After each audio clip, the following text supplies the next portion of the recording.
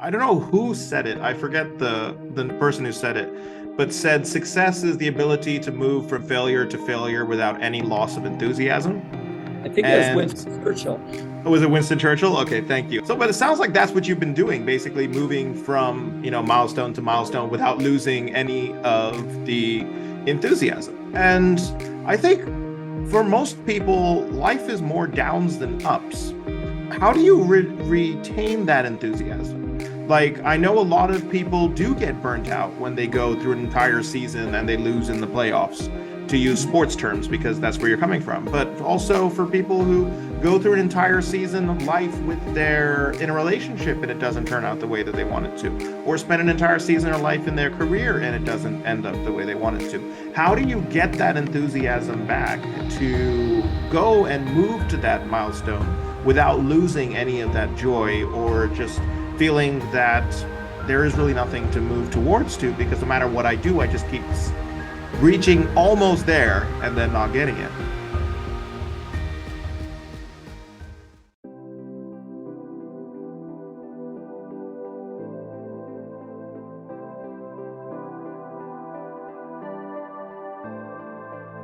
Are you tired of being a bystander in your own life? Have you had enough of mediocre routine and crave real, tangible progress? Are you skeptical about quick fixes and want more than just a dime store motivation?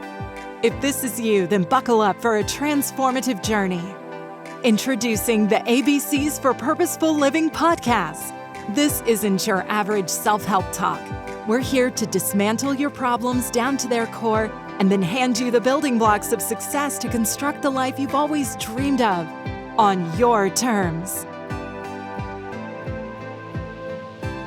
Meet David Therimer, an award-winning transformational coach, leadership expert, and keynote speaker.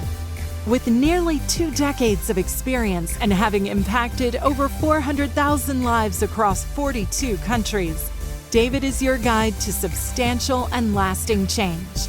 He doesn't just preach. He combines cutting-edge research in psychology, neurology, and cognitive science with timeless principles of leadership and success, ensuring that your progress is well-rounded and lasting. Imagine what it would be like sitting in a transformational retreat, seminar, or coaching session that took you down to the very core of your life, beliefs, and habits, paving the way for a more intentional and powerful future. David Therimer and his guests brings this experience to each podcast episode, aiming to empower you wherever you are, to seize control of your life and turn it into something truly extraordinary. It's time to stop coasting through life and start actively designing it. Are you ready?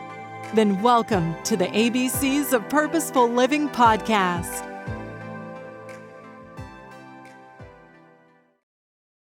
Hello and welcome back, everyone, to another part of our series in looking at the ABCs of Purposeful Living on this podcast. My name is David Therimer, and I'm so happy to invite you once again to another episode in this series where we're going to be talking about J for the journey. And when we're talking about journey, especially the journey of life and the journey of leadership, there's nobody better to be on this call than my good friend, Coach Jim Johnson, who has graciously freed up his time in order to be with us here today. So for those of you who don't know who Jim is, give me a minute and I will let you know just why he is the perfect person to be here with us. Many speakers talk about leadership, but it's rare to find a speaker who has, quite literally, led thousands to success over the course of his career. Coach Jim Johnson has over 30 years of experience developing winning high school basketball teams. He has a career record 428 wins, with divisional titles in 96, 02, 03, 06, 07, 08, 09, 2013, 14, 15, and 16. This provides unique credibility and power to Coach Jim Johnson's message, as he's proved his ability to not just win sporadically or even proficiently with just one group of players, but rather to build a culture of success that produces teams that can win consistently. Coach Jim Johnson was named the Coach of the Year in 2006 by several organizations and was also presented with the National Sportsmanship Award. He again was named the All Greater Rochester Coach of the Year in 2014 and 2015. In 2016, he was named the Monroe County Coach of the Year, among other honors. However, his shining moment came on February 15th, 2006, when Coach Johnson made the kind-hearted gesture of inserting his autistic player/manager, Jason McElwain, now known to the world as J-Mac, into Greece Athena High School's final home game, which the Trojans won 79-43. J-Mac scored a scarcely believable 20 points in just over 4 minutes, including 6 3-point baskets, to become an instant national celebrity. This event, known as the Miracle Night, was featured in major news outlets around the country and became the subject of an ESPN special documentary. After retiring from active coaching in 2016, Coach Jim Johnson found a new passion in traveling and speaking around the world, helping leaders to become adept at developing successful teams. Coach Jim Johnson's life-changing message imparts a deeper awareness of the power of the human spirit, reminding us of the magic of passion, perseverance, and the power of teamwork. All right, so welcome, Coach. Do you prefer Coach or you prefer Jim? Which one do you prefer? You know what? I'm good with either one, though I will say, because I had the honor to be a basketball coach for 35 years, that Coach, I've always cherished that. So you can call me Coach, but Jim, because I've been called a lot worse. Let's put it that way. All right, well, we'll do a compromise, Coach Jim. So welcome to the podcast, Coach Jim. Why don't you tell us a little bit about you and your journey so far? Sure. So it's been an interesting ups and downs, like probably most of your audience has had. You have the good, the bad, and the ugly in life. So, for myself, I got an opportunity to play in high school for my dad, which was pretty cool in basketball. And then that really became something that I wanted to kind of follow my dad's footsteps. So I went to college. I expected to play in college and got humbled because I ended up getting cut from my college team. And it kind of led me adrift for a little bit, as some people, when they go through adversity, don't handle it very well. And some do. And that first adversity of not making a college basketball team, I kind of went off the deep end and went off the beaten path to got into some alcohol and that kind of thing. But fortunately, I met a young lady, and ironically, we've been married now for 41 years. It kind of straightened my life out. And for your listeners, sometimes meeting the right person can be very impactful, and it helped my journey immensely. So after college, I convinced this young lady to move back to my hometown, which is a suburb of Rochester, New York, called Greece. And my dream, David, was I wanted to come back, be a physical education teacher, and I wanted to be a head basketball coach at a high school where I grew up. And after 3 years as assistant coach at 25 years old, which is pretty young in my profession, I became a head coach, and I got a full-time teaching job at this school about 20 minutes from where I grew up. And I was excited, David. Like probably many of your listeners, you're thinking, oh, I've had success in my short journey as a leader. I'm going to turn this program, although it wasn't very good, from the outhouse to the penthouse, probably in the first year. Well, we were 1-1 after our first 2 games. And I thought, I'm okay, I've got this. And then with my great coaching acumen, I led that team to 17 consecutive losses. Wow. I didn't like what the administration had to say to me after the season, so I ended up leaving that job. Of course, what they said to me was, you're fired. We don't want you back. And that was a very humbling experience. So I kind of got some adversity in my late teen years and early my 20s with not making a college basketball team. My first real professional adversity was the fact that I finally got a first full-time job, got a head basketball position, and after 1 year, I was looking for a new job. But I got a break, and something that I really encourage people as you go through your journey in life is to get mentors. And I was very fortunate. I had a young as a young coach that was struggling. I got a call from a experienced coach. His name was Bill Van Gundy. And for any of your listeners that follow the NBA, the ironic thing is Bill's two sons, Jeff and Stan, have been head coaches in the NBA. So there's some pretty good bloodline. And Coach Van Gundy kind of took me under his wing, and I worked with him for a year, and that really helped me understand more of how to lead and build a team culture. And so my next opportunity after that year, I still wanted to go back and be a head coach in the high school level. And I got an opportunity to coach at a small school about 30 minutes from where I grew up. And it was more of a football town. I know you're over in Europe, so football being soccer over in your part of the world, but football in the U.S. is the one on the gridiron. And the program wasn't very good in basketball, but I was rejuvenated in the fact that I felt like I knew more what I could do to start this program and do a better job. And it was reflected. We worked a lot on team culture. I got more clarity on who I was, what I stood for. I encourage all your listeners to get clarity of a personal mission statement, which we can delve in a little bit deeper in a moment. And then and we actually got the program going, and by the second year, we had a winning season. But then my ultimate dream in coaching and teaching is the next year, after 2 years at this small school called Leroy, I got called back to get a full-time teaching job and become the head basketball coach at Greece Olympia. In my hometown, we had 3 high schools growing up. I actually went to one, Nice. Ended up being the head coach at the other 2. And at Olympia, I thought Leroy was in tough shape. Olympia had won 2 games the 2 previous seasons, so we had a lot to do. Oh, wow. And fortunately, we started to build a program. In my second year, we had a winning season, but then we plummeted, and we only had 2 wins my third season. And one of my keys in leadership is the concept that you need to build trust with your team. And that we had to go back to work. In fact, I have one of the challenges I'll have for your audience is building a trust plan. And I was at Olympia for 7 years, and the last 3 years, they had 3 of the best years ever in the school history. We made the postseason tournament and made the semifinals 3 years in a row, which the school had never done. And things were going pretty well. But after my 7th year, one of our sister schools, their basketball position, it was called Greece Athena. And I thought it was the best job for a lot of reasons. I won't delve into it, but the bottom line is I applied and they offered me the job. And Greece Athena was a little bit different than the 2 previous programs where although they had a losing season the year before we took over, they had some real tradition. They had won a state championship. They had a great player that played in the NBA for 7 years.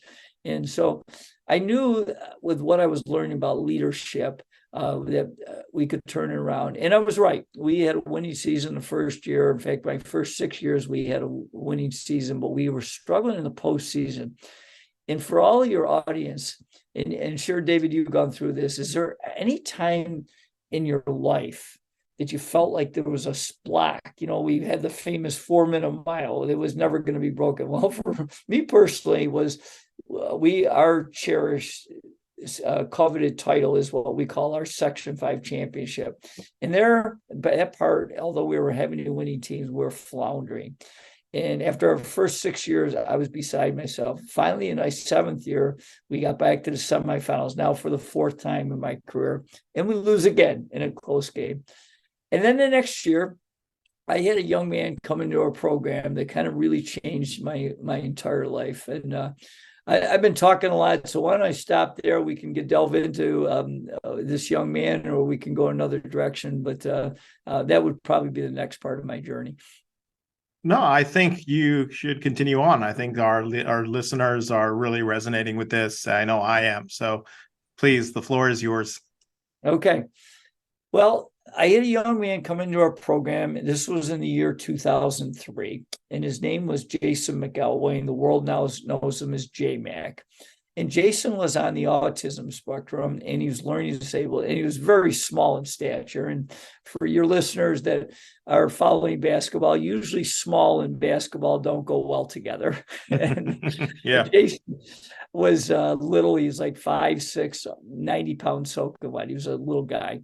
But my JV coach, he tried out for the JVs, and I was the varsity coach, the head coach. And he came in during tryouts. He says, we have this young man named Jason McElwain, and he's not a very good player, coach, but you always talk about the other ingredients we look for that have people in our program, like having we over me guys, having guys that are really passionate about the game of basketball and want to get better. And Jason filled all those, although he wasn't good enough to be a player. And he offered him the team manager's job. And we, during Jason's sophomore year, it would always warm my heart because we really worked hard on building a good team culture. To see Jason, he was sitting on the bench during his game, the junior varsity. And most of the time in our area, the JV game will go first and then the varsity game. So Jason wanted to sit on the bench during the varsity game. And I will admit, during the JV game, he would get what I call a little emotional. And by the end of the game, he was pretty disheveled. But to see one of our varsity players go over, straighten his white shirt and black tie and get him ready for the varsity game was always warmed my heart. Well, that season, Jason's team had a very good season. So did we. We got to the sectional semifinals now for the 5th time in my career, and we lose at the buzzer. We are devastated. I'm like, oh no, I don't know if this is ever going to happen. But Jason was a great inspiration because what he did, David, better than probably most of the kids is, number one, in my 30 years as a head coach, I rarely ever had a young man, because I coached boys basketball, if they didn't make the team, would try out the next season. But Jason was different. Not only did he try out, but he would came to all our off-season workouts. In fact, I was picking him up at his house, and I was starting to build a nice relationship with him. And so he tries out his junior year, and he doesn't make the team. He's up to about 5'7", about 100 pounds now as a junior. But I brought him in the office during tryouts. I said, J-Mac, I'd like to offer you the team manager's job for the varsity. And you'll like this story. So first team meeting, he accepts and embraces the role as team manager. I walk in, he immediately raises his hand. I said, yeah, J-Mac, what's up? He says, Coach, we know you've never won a Section 5 championship. I said, thanks, J-Mac, for the reminder. So he says, we're going to change that this year. And I said, well, how's that? He says, we're going to adopt this slogan, stay focused, and we're going to help you win your first Section 5 championship. I said, well, thanks, J-Mac. Well, we have another good season, Jason's junior year, and we lose again at the buzzer to our crosstown rival this time. And I'm beside myself, David. I'm like, I don't know if this barrier is ever going to go through. Well, again, Jason comes to all our off-season workouts, and now his senior, he's up to about 5'9", 115 pounds. So, but he just had a heart, and for everybody listening, you think about someone that just touched your life because they were just so into serving others and have a big heart and giving. And that was Jason's perspective. His senior year, he tries out for the team. I bring him in and tryouts. I says, Jason, I got some good news and some bad news. He says, Coach, give me the bad news first. I said, well, unfortunately, you're still not quite good enough to make the team. And this time he's really bummed out. You could see his head drop down. And I said, but I do have some good news. And he says, what's that, Coach? I said, well, for senior night, he goes, I'm a senior. I said, I know.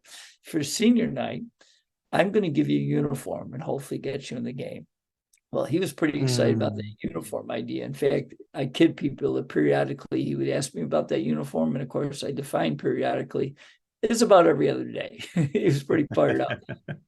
But what happened next was we were expected to have a really good team. And we won our first 2 games in a tournament. And I thought, maybe this is the year we're going to break the barrier. Can anybody relate to that? You think you've got a good chance.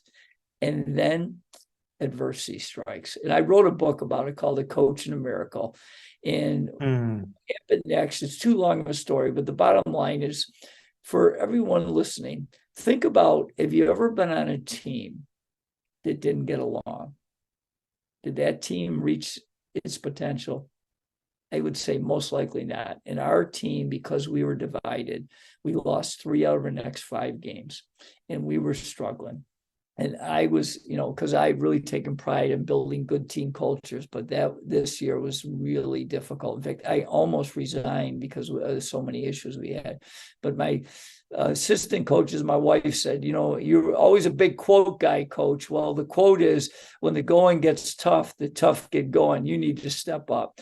And so I did everything in my power to try to get them straightened out. So after our tough streak where we lost 3 out of 5, I brought him in for a practice during a Christmas term. We won in the opening round, and in the finals, we're playing this really good team, the host school named Fairport. And they had beaten a team that we had played 2 weeks earlier. We beat them in overtime. They beat them by 40 points. So I brought him in for a short practice. And normally during this, what we call a shoot around, we'll bring out some basketballs and do some plays, do some shooting. But I knew I had to shock them. So I didn't bring any basketballs out. I sat them down. I looked them right in the ears or in their eyes, and I said, guys, I don't want to go to the game tonight. And they looked at me in shock. What do you mean you don't want to go to the game tonight? I said, well, unless we decide we're going to unite, Fairport's going to beat us by 50 points tonight. But the best thing I did, because David, I encourage people in communication and to be a better storyteller and be a better public speaker. But the best thing I did is my other key to communication, and that is become a better listener. And I really became vulnerable, and I shared with the players, guys, I don't have the answers, but you do. And I said, you guys got to share how we're going to unite this team. And then I waited. It seemed like an hour. It was probably 30 seconds. And then somebody finally said, Coach, I think we need to do this. I said, great. Who else wants to share? And by the end of the meeting, we never got a basketball out. But I said, I could tell that we were starting to unite. And it manifested that night. We lost to Fairport, but we lost to them in double overtime. And it showed what we could do if we got together. Well, that really gave us some momentum. We won 8 of our next 9 games, and we're going into that famous senior night.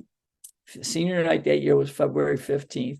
On February 13th, I gave J-Mac his first jersey. It was number 52. It was way too big. He didn't care. In fact, there was a rumor going around school that he slept in it for 2 straight nights. But I'm sure he did.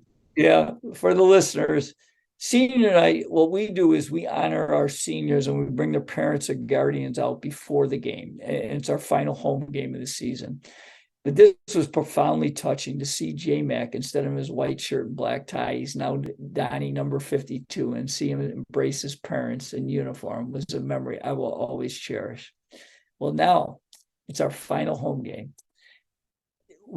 My goal was, David, I wanted to get Jason in with enough time so he could score a basket, but I don't know when that's going to be. Well, after 3 quarters of the game, I got everybody in but J-Mac. So with just over 4 minutes to go, I decided time is right. I pointed to him. He nearly ran right on the court. He was so excited.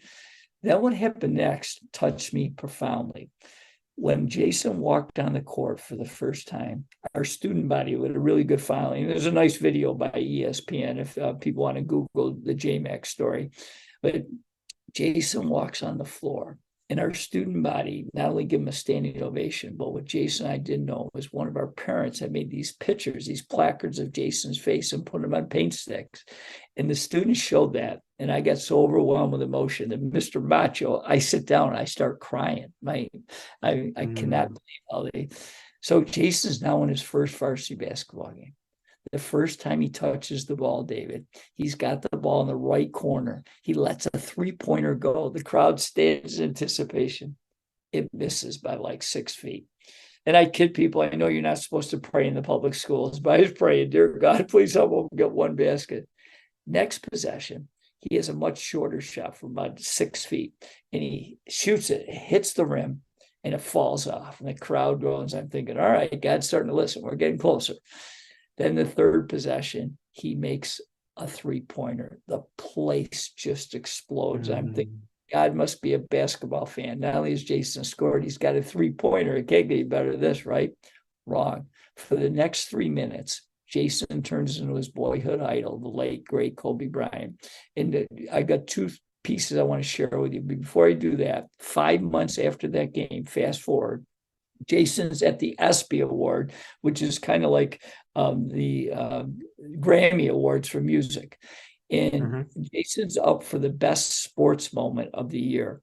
And one of the other finalists, David, I kid you not, is his idol, Kobe Bryant. Kobe had Oh, scored wow. 81 points in an NBA game, and Jason meets him, and then he beats him out for the ESPY. So how did he do that?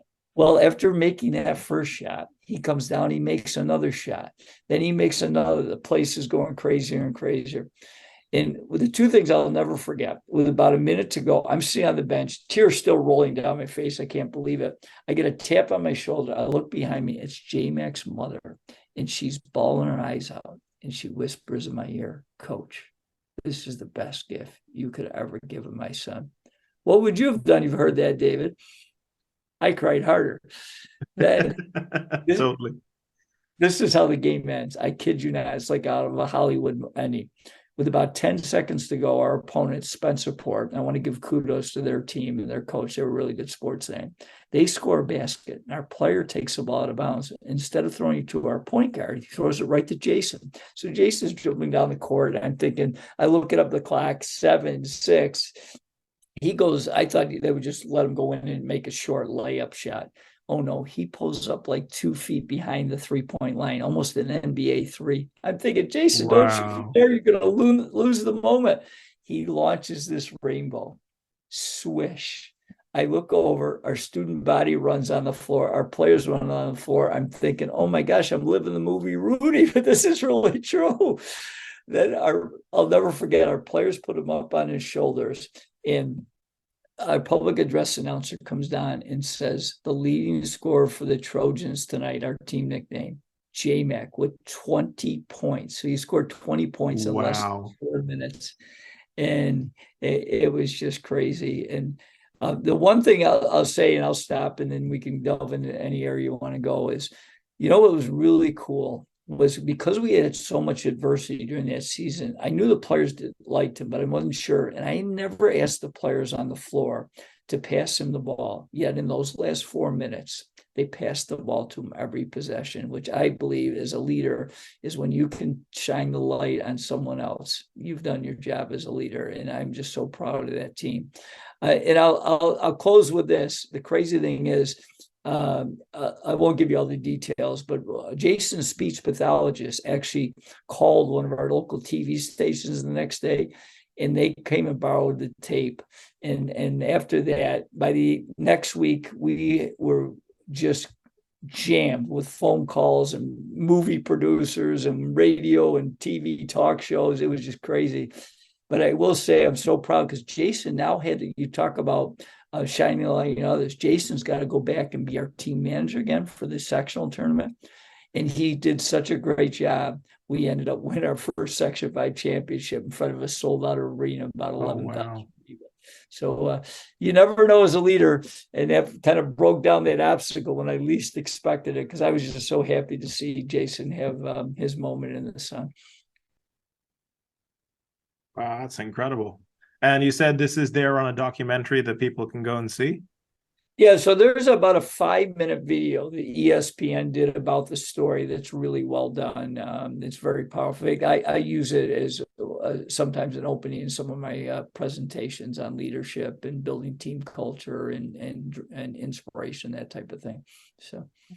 All right. Well, you'll have to share it with me so I can share it with my I will. listeners. I'll send you the link. You'll enjoy it. So yeah, because I mean it's such a story, and I'm sure they'd love it. So let's do a couple of things. I want to dive into, of course, now all my listeners are going to be begging me to dive a bit more into the J-Mac side of things, but I want to honor you and your story as well, especially because we're talking about journeys and your own journey of success. You brought up a lot of very good points when you were talking about it. And I think the reason that most people resonate with your story, I mean, you're doing basketball coaching. Most of my listeners aren't basketball coaches. They're not basketball fans. They probably have some kids who play basketball, or they have some kids in a sport, but they're working in their businesses, they're working in their companies, they have a variety of careers. And so the question I think that comes up is, well, what do you have to give them? And that's why I think your reflections on just the fact that, well, you had your ideals, you got into your career, you hit failure right away, and it was a progress over time. And I think that's such a beautiful thing, because it's something that everybody faces. I mean, we get into things thinking that, well, here's the end goal, and we really don't have any other vision of, well, how are we going to traverse that route other than this is where I want to end up. And then we usually fall at the first hurdle because, as the great quote says, success is never a sprint. It's a marathon. It's a journey. And you sound like you went through one of those journeys as well, but you took it with a lot of grace. And you're also then able, I believe that, J Mac also, to bring him into it, he also had to go through his own journey, right? Because he spent a lot of time sitting on the bench. I mean, it took how many years before he finally got his uniform? 3. So, yeah. 3 years until then he became the star player, made it to the ESPN, won the ESPYs, met Kobe Bryant, all that cool stuff came into it. So a lot of people will begin with that in mind. Like, that's where I want to exactly end up. And they'll get discouraged along the way because it doesn't materialize. So let's reflect on you and your journey first. What was it that allowed you to be able to continue down the path when you were hitting those obstacles, or when you were coming so close but not making it? What was it that made you, I guess, take those hits and still keep coming back every season? Well, in one of my keynotes, I talk about perseverance, and Jason Great certainly was the essence of that, that he tried out 3 consecutive years and made such a commitment. So I think that's something we can all learn from, is that you never know when your opportunity, but if you don't give it your best shot day in and day out, I think that's something. And, I know you do a lot of work in helping people in leadership and life skills. Is that one of the things that changed my life is when I got into my own personal growth. In fact, I do this little talk on the 10 questions all leaders should be able to answer. And one of them is, do you have a personal growth plan? Because I believe you have to be intentional. And one of the things, as I started to develop my leadership skills, I realized, and we've all heard this, but who's the first person you got to lead? You, right? Yeah. And often as leaders, we don't do a very good job of leading you. And I don't think if you lead you, it's hard to lead others and make an influence. So one of the things I really encourage people that really helped me immensely, and I believe will help your audience, is getting clarity of who you are with what I call a personal mission statement. And that is aiming clarity. And I'll give you just a couple steps that I encourage people. I just talked to a business last week about building a championship team culture. And I said, is that the first thing you got to do is, why were you put on this earth? I think it's a great question to ask yourself all the time. And then the second piece is getting clarity of what are your most important core values. Because if you work with a business, especially successful business, they all have core values. Some are living them very well. Some of them are not. I'm sure you've seen this a lot in your work. As an individual person, what are your 3 top core values? What is most important to you? And then from those, you can delve into, because I think you discover your mission. But to give people an idea, so my mission statement is to be an outstanding role model that makes a positive difference in the world by helping others make their dreams come true. And why that foundation helped me immensely, David, you asked the question about how did you keep going? I always come back to that. And I said, well, am I being a really good role model? In some areas I was slipping. So that was something I had to improve. Because a little sidelight, David, is Jason came back and helped me for my last 9 years as a volunteer assistant. And we ended up winning 5 more championships together. So I learned a lot from that first one.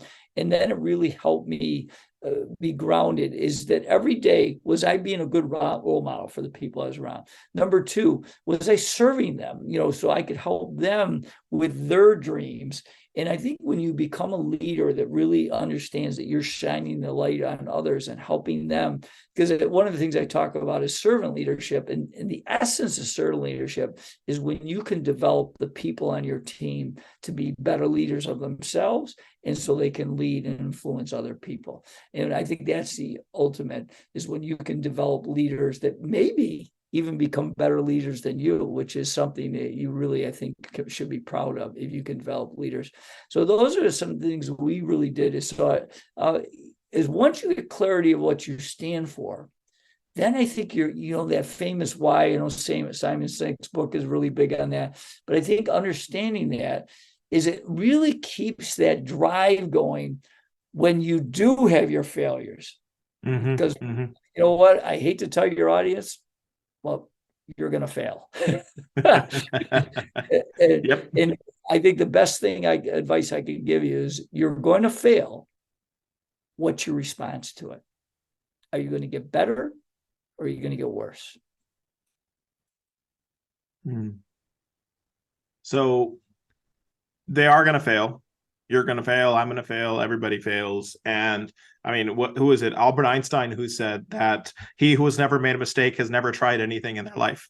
So you are going to try something. But I think where, I don't know who said it. I forget the person who said it, but said success is the ability to move from failure to failure without any loss of enthusiasm. I think it was Winston Churchill. Oh, was it Winston Churchill? Okay, thank you. I'm terrible at names, but yeah. So only because I love that quote. So yeah. So, but it sounds like that's what you've been doing, basically moving from milestone to milestone without losing any of the enthusiasm. And I think for most people, life is more downs than ups. And how do you retain that enthusiasm? Like, I know a lot of people do get burnt out when they go through an entire season and they lose in the playoffs, to use sports terms, because that's where you're coming from. But also for people who go through an entire season of life in a relationship and it doesn't turn out the way that they want it to, or spend an entire season of life in their career and it doesn't end up the way they want it to. How do you get that enthusiasm back to go and move to that milestone without losing any of that joy, or just feeling that there is really nothing to move towards because no matter what I do, I just keep reaching almost there and then not getting it? It's always a challenge. And I think it comes down to a few things. I know I'm being a little redundant, but I think number one is getting clarity of your why is really important. I obviously encourage people to have a personal mission statement. I think the second thing is really getting a love of what you do. Even though I had a lot of difficulties and stumbling blocks and failures, whatever you want to define it, as a coach. I did, because I really knew my why.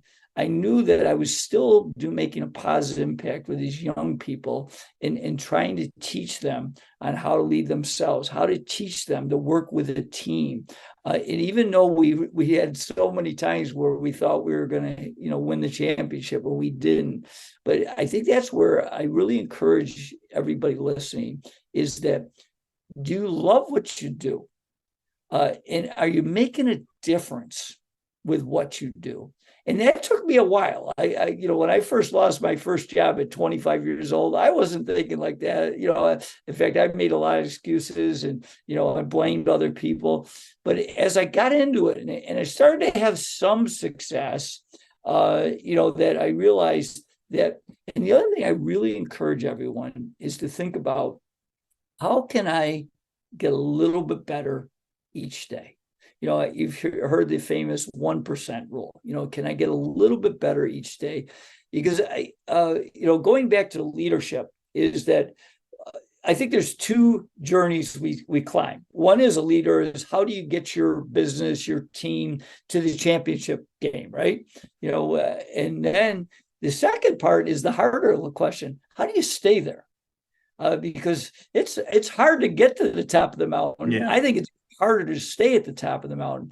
And that's where I think really getting clarity about who you are, being passionate what you do, and that mindset is, I'm going to get a little bit better. Because one of the things I encourage leaders, because I mentioned to you, we struggled so long and we finally won our first championship. And then in my last 11 years, we made the finals 8 times. So it became kind of a regular thing. So we were staying at the top of the mountain. And what I encourage people is, that's where you have to have clarity of, what is your personal philosophy? How are you going to live each day, day in and day out? And I think the one thing that I became much better in is, number one, is I was happy, but I also was not satisfied, because you can't stay the same. The world is moving fast. So if you're not a consistent learner in implementing new ideas and ways that you can continue to build your journey, you're going to fall behind. So I encourage you to have that personal development plan of how you're going to get a little bit better. And then the second piece is when you're working with a team, an organization, is that you've got to help them get better and encourage them to grow. And if you're not doing that, if they think, oh, because we won it this year and you stay the same, I'll tell you right now, I hate to be a shocker for everyone, but you're not going to win it next year. I tell you right now. So, yeah, here in Europe, they have an expression. They call it the elephant at the top of the tree.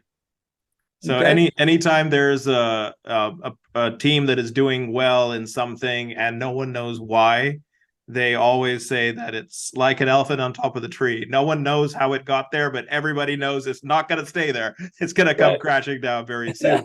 And that seems to be what happens with most of these flash in the pan things, because most people, they want instant success. It comes, but for the success that comes quickly, it seems to go also as fast as it comes. And it seems that it's not just becoming successful that matters, but also setting up enough of the conditions around you to be able to actually handle success.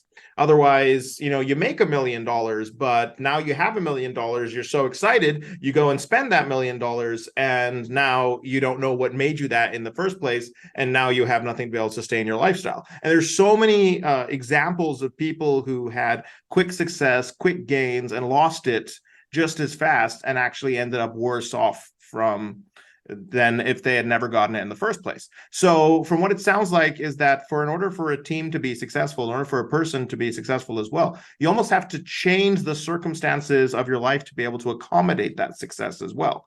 You also have to make sure that there's a culture in your team to be able to handle that success, because otherwise, what do we need? We need 20 more clients. Okay, what are you going to do when you get those 20 more clients? Do you have a support structure? Do you have the people trained enough to be able to handle all their needs? Or are you going to get the initial payments and do a terrible job, and they're going to leave and they're going to give bad reports about you, and then everyone else you meet after that is going to say, yeah, we never want to work with those people again. So it's like you need almost to build a culture of success around you. And it seems that from your experience and what you're saying, and also from the experience of the people that I've talked to, that comes from hitting those walls, experiencing that failure, and then taking that on board and learning from it and using that as a way of building a foundation. And like you said, in your last 11 years, you made the finals 8 times after trying years and years and years and years, and it just seemed to bridge too far.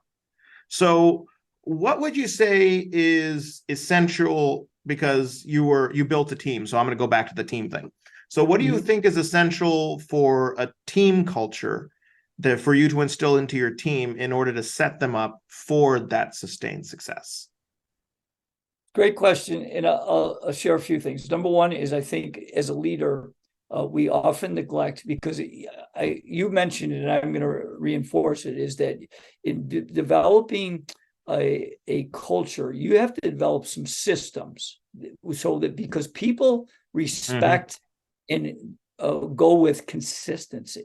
All right. If you're inconsistent, I mean, as simple as, if we're going to practice tomorrow at 3:00, and as a leader, you walk in at 3:05, you send a bad message to your team. Okay. Because if this system is, that we're going to do things a certain way, and you don't lead by example, then you're going to struggle with that. So developing systems, having clarity of your goals, both as a team. And the other thing I really encourage leaders is, because this is so important, is you need to build relationships. You got to show that you care about your people. And one little idea for that is, when we would have our team goals, I would invite them over to my house. They have lunch together. We socialize a little bit. And then we talked about team goals. But here's what I really encourage all leaders to do, is then you got to meet with your people one-on-one and find out what are their individual goals, and how can you sync those goals so that you're working together and not against each other. So developing goals, developing systems, and building those relationships is so important. And I'm going to steal a little formula that I've been studying a lot. I'm a big Jim Collins fan. Okay, so Good to Great. I've not only read the book, I've listened to it on audio hundreds of times. Okay, in fact, it's on my car right now. But one of the things that he talked about, I've added a step. So he talks about getting the right people on the bus and getting them in the right seats. The third step that I really am studying is I think, first of all, you got to make that bus attractive. It's got to be a really good bus, then getting the right people into the bus, and then establishing roles. And so getting them in the right seats is so essential. But answering your question is that's where, as a leader, you have to have consistent systems that people are attractive and want to be part of your bus. Yeah, absolutely. And I love that you brought up the systems piece, because I'm not sure how familiar you are with David Allen's work, David Allen, the famous Getting Things Done. But what he basically says is he does this thing, I think Horizons of Influence, where he brings everything down from the projects all the way up to the overall vision and mission. And he says the key component between the project and the goal is the system, because otherwise you're having to like reinvent the wheel every time that you're starting something new. Whereas if something's in a system, you're actually able to maintain it and get the same results over and over again, which is what you're eventually striving for. So the systems is a big thing. And I think it's something that a lot of people do not give as much focus to. And I think the thing that you said, which was also wonderful, is that you have a system, you have a plan, and the leader shows up 5 minutes late, it sets the wrong example. So you as the leader actually have to be the one adhering above and beyond to the systems. Like the system doesn't just apply to the team, it applies to you, and everybody buys into it and everybody gets involved with it, because it is what makes basically the dream work. And then what you had said about the relation piece, I want to dig through that a little bit more, because making that time for those connections, making sure you know people on an individual level. And also, I would say the leader tends to model how to help people along that journey as well. Because I'm sure that failure was difficult for you to take. And I don't want to use the word failure, but you reach the semifinals and then you lose. And that loss is difficult to take. That loss is probably even more devastating for your team. Right. And you as on the sideline as the coach, you're putting all your stuff together, you're working hours into the night, your wife's probably telling you get to bed, you're like, 5 more minutes, honey, I'm working on this, I'm putting this together. You get the plan, you think it's all going to work perfectly, and then you get there, it doesn't work, you're devastated. But the players, they're going in and out, and they're training day by day. They're the one putting their blood, sweat, and tears out on the court, and then they see their peers celebrating. And that's difficult enough as adults. For teenagers, it's even harder to see their peers doing something that they wanted and enjoying what they had. So how do you build the kind of relationship and the kind of connection with your team that enables them to also have that grace for their journey? So I think it's really important that, you've heard this, we talked a little bit briefly about that, in any kind of organization that I feel is successful, they have core values. Mm-hmm. And one of our values was building relationships, okay? But core values, the research shows that successful teams have core values as long as what? They're living them, okay? Yes. You go in and you see, on a corporation that, there are 3 or 4 core values and no one knows what they are, right? Well, so one of the things I encourage leaders is getting clarity of what your overall mission has got to be bigger than just profit or, in our case, winning basketball games. It's bigger than that. For example, our team mission was to develop winners on and off the court. Now, this is the leader. Is getting clarity of what your mission, your team value or core values are. And then you're the leader, you're the CRO. What is that?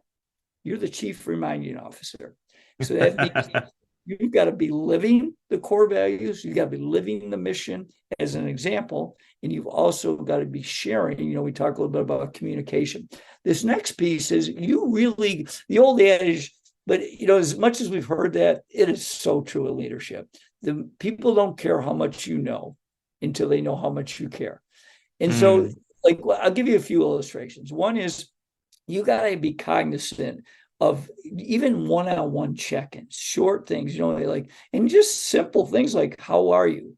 What do you focus on this week? How can I best support you as a coach? And it's something when I met with my leadership team, which was my captains, my last decade, we changed it. It used to be I would come in and I still had an agenda, but now the agenda was getting their input. So instead of me coming in and say, we got to do this and this, I would say, all right, how's the team chemistry this week? How can I better coach you this week? Is there anybody hurting on our team that we really got to spend a little extra time with this week? So really trying to build, instead of building a wall, you're building where the wall is a hole in it, so it's open, so that they believe that you're going to be heard. The other thing is, as you're building a relationship, I think you got to ask a lot of questions, and I'll give you, your audience will like this. At the end of the year, I would meet with every player individually.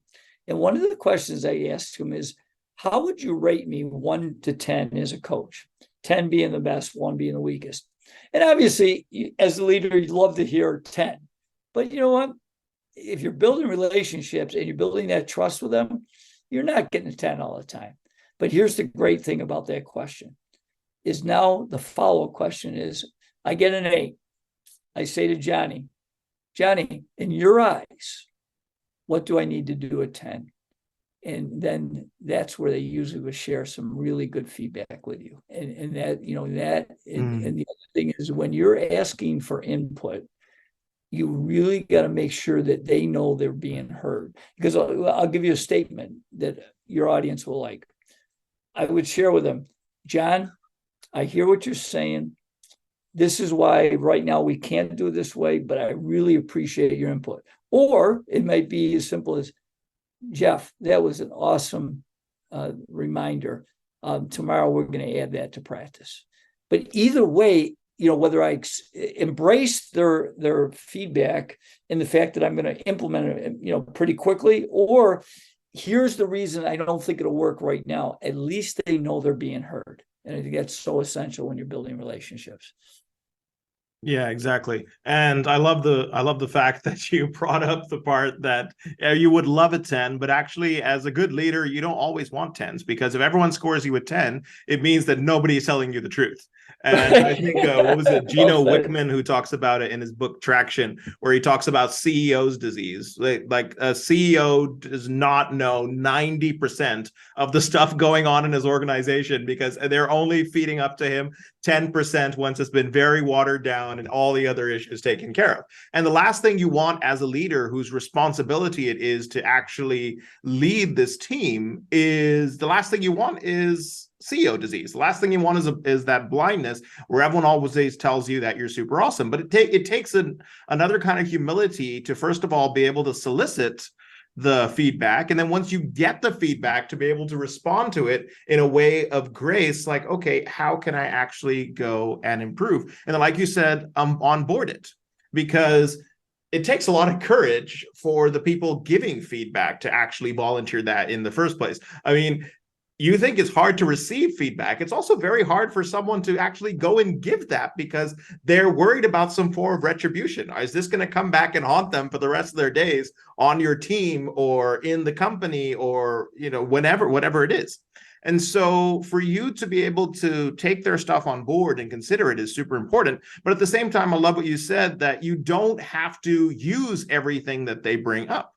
But the fact that they're feeling heard, and the fact that you're giving them their reasons for why you choose to go this way or why you don't choose to go that way, I think that definitely builds that elements of trust. And like you said, trust is a very important part of building that camaraderie in teams, because as you know better than most people, a leader is only as good as the sum of the rest of the players on their team as well.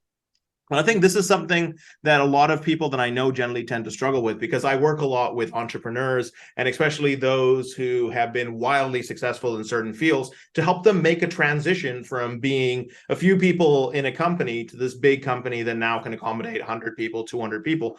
And the reason why they're successful in the first place is by sheer force of will and skill of the entrepreneur. I mean, there's a reason why that person is successful. There's a reason why he or she has suddenly ended up on the market making, several million to several $100 million, because they are absolute geniuses in their field. But their people skills are not exactly where they need to be. And as they start building larger teams, they start becoming roadblocks. And they have to then transition from being the ones who kind of go forward and do all the work themselves to actually working through this group of people. And so what I'm always telling them is that, look, if the sum of the parts is not greater than you, then there's something wrong. And the only way that you're going to make sure that all the parts are working together to outshine you is if you're actually allowing those parts to work, and you're able to actually take their feedback on board and allow them the freedom and the space to actually drive the team forward. At the same time, your job becomes empowering them, giving them that trust, giving them that confidence, and giving them that freedom to go and actually succeed. And then your job becomes more of the regulator of the environments, and it is the team that actually goes on to bring about the success. And so in your experience, have you ever found a time where it was very difficult to build a good team environment? So I know that we're supposed to be talking about journey, but I think this does kind of tie into it, because there are times where, okay, a couple of players have grown up, they've left the team, you've gotten a couple of new players in, and they don't seem to have what it takes mentally for that longer journey of success. Or they start fighting against the concept of, hey, why can't we just have quick wins? Why do we have to go through this whole process of becoming better people and better players along the way? So how do you handle that mismatch, and how do you work with these newer players to end up with them also onboarding the values that everybody has, and also being a good fit so that they can continue the success started by the team before, or the generation before? Oh, great question. And you said some really wonderful things. And so I think, number one, as a leader, you have to build that safe environment. And I think that starts with you, with be willing to be vulnerable. Like I shared that story, when our team was really struggling, that I don't have the answers right now, but you do. All right. So I think that's really important. The second piece is, as you start to build a team culture, another thing I kid people is a leader, you got to be the chief storyteller. So you got to be sharing stories that you've accumulated that show where we didn't do very well, and also show where we've been successful. I'll give you a little illustration. I have one guy that played in the NBA last year. It was my last year of coaching. But, I used to talk to our players about what separated Anthony was everything he did, he was given in his best. I'll give you an illustration. So we had a test in our physical education classes to test our cardiovascular. It was called the PACER. And basically it was a buzzer test that you would run back and across 20 meters, and every 7, it would go a little faster. And the concept is you're supposed to drop out when you really can't breathe very well anymore, right? But most students, because they didn't have the inside fortitude, would drop out way before they should have. So it wasn't a good accurate test because they dropped out. Anthony was 6'6", 235 pounds as senior in high school. The usually a good score was about 70 to 75. He did 110. Okay, when I would tell our players, because I used to drive my players crazy, because I would get right on their case if I knew they weren't giving their best. And that's what separates, is that you got to be sharing stories of both the failures and the successes, and getting them to start thinking about, what is our culture all about? When you come into our basketball program, we're going to care about each other. We're going to do our best every single day. Okay. And we're going to keep growing. So those are some of the things we try to build on there. So I think as a leader, you're trying to accumulate those stories of both lessons that are going to help us because people have made mistakes, and lessons of, look at why we were successful. And these are things that we need to do consistently. So as the chief reminding officer and as the chief storyteller, you got to be consistently sharing and helping your, in my case, my players unite as a team and doing the best they can and caring about each other. And that's where, again, sharing the core values, living the core values, living the mission day in and day out is so powerful.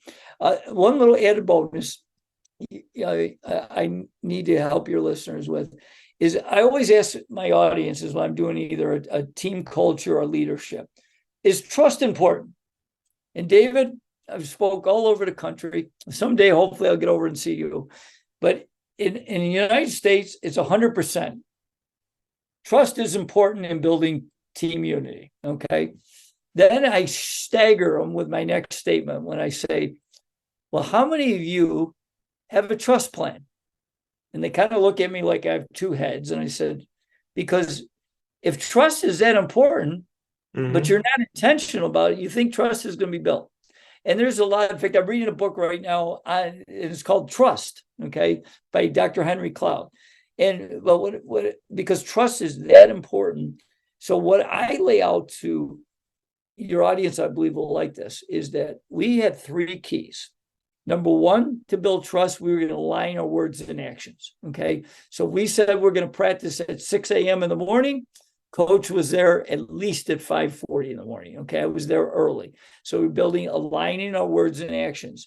I would tell our players, I'm not going to drink alcohol during the season. I did that my last 23 years. Now that's a choice I made. I didn't have to, but how about if I got caught with a DWI 2 weeks after I made that statement to my players?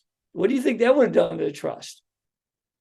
Destroyed it, right? Yeah, exactly. So that's one I probably would have never gotten back. Second thing is, I think in our case, we wanted to build our trust on telling each other the truth. And I think as a leader, there's sometimes you have to call people out in front of the team, but it's also getting to know your people. Sometimes the best way to tell each other the truth is one-on-one. Okay. And that is a leader you got to figure that out formula, because you got to get to know your people. And then the third thing is very easy as a leader to be the critiquer. And yes, you should make corrections, but here's 2 keys. Is number one, you got to focus on catching your people doing right more times than wrong. And number 2, when you do critique and share that they're not doing it correctly, you got to show them what you're looking for, so they have clarity. Instead of just yelling, John, you didn't do this right, and they have no idea. You say, John, okay, you didn't run back on defense. What? And they'll say, that's not true. Watch the film. You didn't run back on defense because the film doesn't lie. And then you show them another time when he did run back in defense. This is what we're looking for. So they have clarity when you're making corrections. How can they make it correct so that they don't keep repeating the same mistakes? So that was our formula. So my challenge to you and your audience is, what is your formula of how you're going to build trust? Okay, that does leave people with a lot of good things to think about. And that trust element, I suppose, is one that, like you said, most people don't think about intentionally. It's just, what is the trust plan? I'm going to go and think about that actually and see if I myself have a trust plan. So thank you for bringing that up.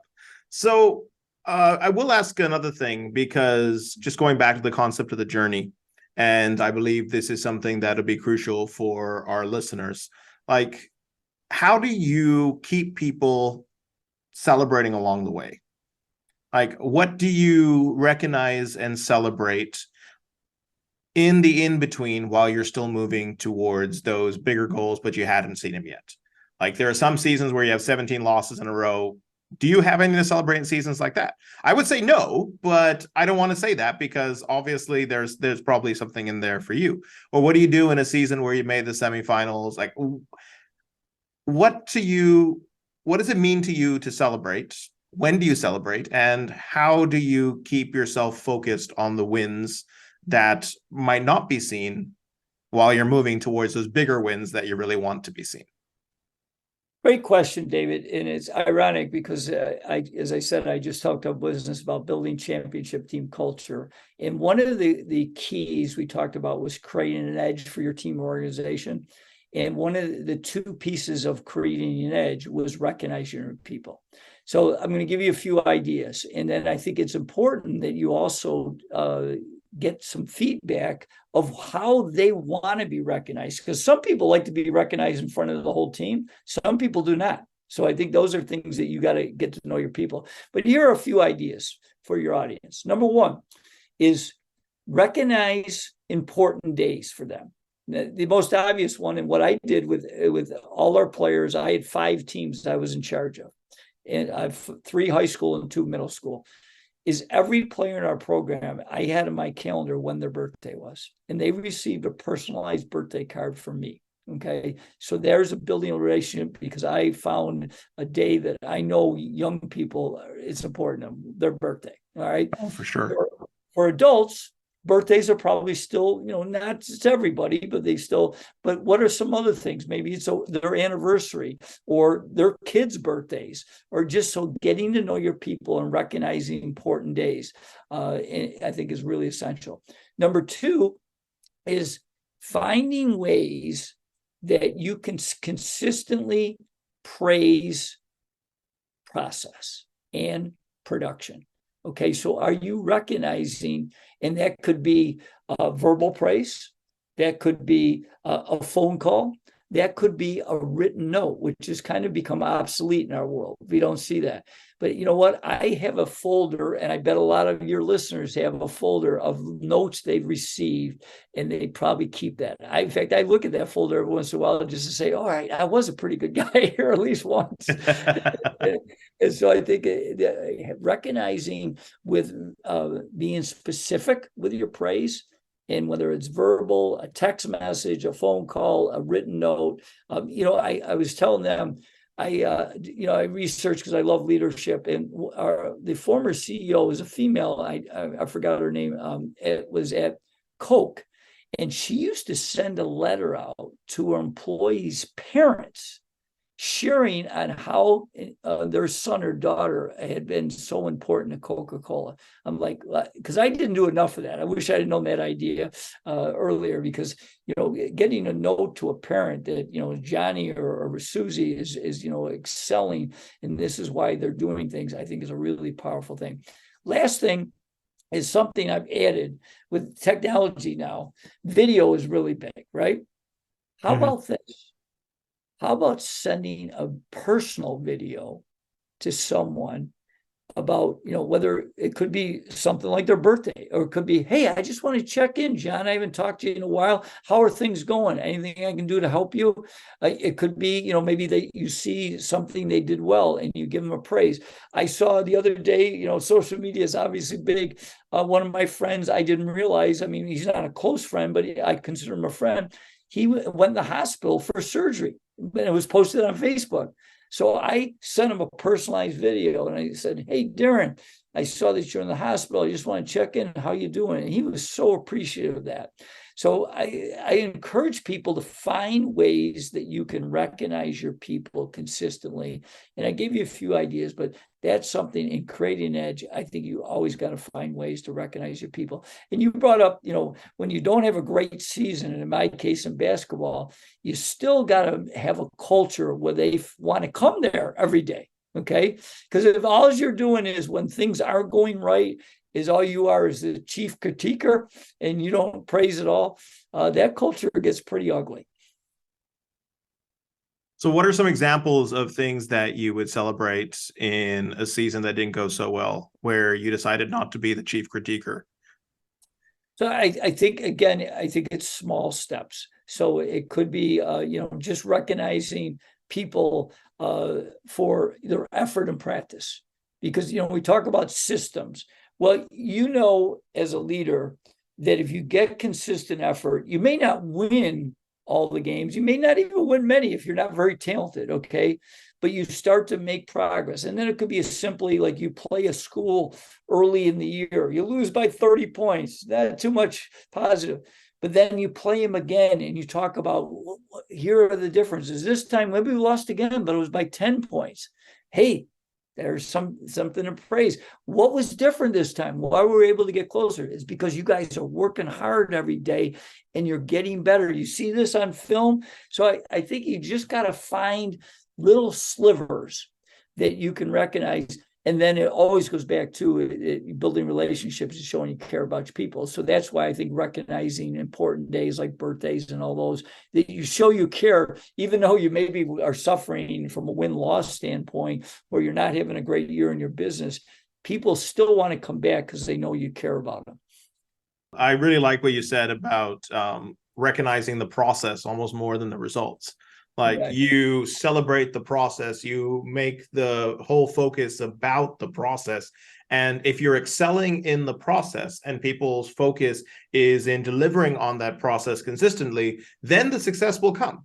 But it will come almost as a byproduct to the process that has been focused on, that's being celebrated, that is being incrementally measured and tracked. And you're continually striving for improvement.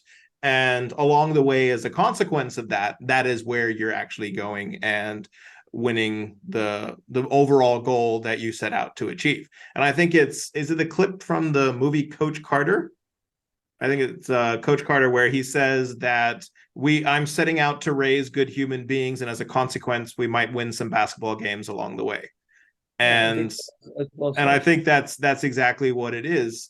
And I think if we can carry that away and apply it to our own lives and our own teams and our businesses, if we can focus ourselves on the process and we can focus our teams on that process and we can consistently stick to it, stick to our systems, see, are we truly growing? Are we truly being focused on the journey and moving from milestone to milestone? Then as a consequence, we will win some successes along the way. As a consequence, we will win some basketball games along the way. And as a consequence, we will get to where we're going. But our focus is not there, or we end up completely deflated, because not everybody gets there all at once. But our focus is in the journey, and our passion remains as we move from hurdle to hurdle towards success. Yeah, well said. I'll add one thing, because I know I've said this once before, but it's a storyteller. Like, we had one season early in my career at Greece Athena where we started the year 1-7, and I used to tell teams after that it was one of my proudest years because we ended up going over 500 at the end of the year, because this team, wow, we ended up, and I shared, we had to dismiss one player off the bus because he was a real cancer. But then to see how this team united, and going back, you said it so well, is we built on the process that we were going to not give up. We still had to continue to work hard. We had to stay together. And, that's a great message to you when things aren't going well. Well, show some light to them. These are some of the things that we did to be able to turn it around. And it was one of my prouder teams in coaching, because they hung through adversity, and we can do that. All right. Well, the time has flown by, Coach. We were supposed to be here for an hour. We've crossed that and some. But before I let you go, what closing words of advice do you have for my listeners, and what do you want them to go ahead and start doing to begin to apply this discussion that we've had today to their lives? So I'm going to give 3 quick tips. Number 1, I think you need to get clarity of why you were put on this earth. So the personal mission. Number 2 is that as a leader, you've got to have your motives in the right case, that you are trying to shine the light on other people and build relationships and help them achieve success. It's not about you, it's about them. I think when you accept that mindset, you're going to be a servant leader, that you're going to develop people, you're going to help them. And then the third thing is establishing core values. And something, a little sidelight, is that we've had too many times in the last 5 or 6 years where people have lacked respect for each other. And we got to remember, we're all human beings. That doesn't mean we're going to agree with each other all the time. But one of the things I really want to encourage all of us is to respect all people. And we can learn from all people, and we may not always agree. There's things I don't agree with, my own parents sometimes. But the thing is that I have great respect for them, and even people off the street, that, I'm going to treat them with respect. Give respect first, because not all the time, but majority of the time, you'll get it back. That's wonderful advice. So, Coach, where is your journey taking you these days? So, I'm retired from coaching now. So I'm a full-time speaker. I do a lot of keynotes. I do some breakouts. I do a little bit of individual coaching, but I've been mostly a keynote presenter and do some breakouts with. I also have my podcast. One of the things, because of I shared my journey at 25. I got fired from my first job. Is we have a podcast called the Limitless Leadership Lounge, where we focus on trying to help young and emerging leaders. And we've just gone over 100 episodes, and we've interviewed some really neat people. And we've done some we have 3. So it's kind of unique because I'm the old guy. I'm in my 60s. We have a college professor that's in her 40s, and then we have a young guy that's 24. So we call ourselves a tri-dimensional so that we're really trying to hit all levels on that. I also, if you go to my website, I have a free newsletter I do once a month. I do a weekly blog. I also do a video series. I'm on all the, main social media. So if I can help anybody, because my philosophy is I'm going to give first and try to share ideas to help people. And going back to what I said before is, whether you agree or disagree, let's respect each other. Well, thanks for that, Coach. I'm sure that people would love to get in touch with you. And for those of you who are listening to this, I encourage you to go and visit his website, coachjimjohnson.com. If you get a chance to get a hold of his book. What was the book's name again? The book is called A Coach in a Miracle. We got a little thing of it right here. And it's I'm very proud of that book. I worked with a co-author that actually I went to high school with, and then he was a newspaper writer, and he has 2 sons on the autism spectrum. So Jason's story touched him deeply, and we're very proud of how the book came out.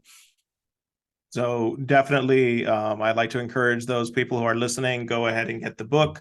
And if anything that Coach has said over the past little while that has resonated with you, you're more than welcome to get in touch with him.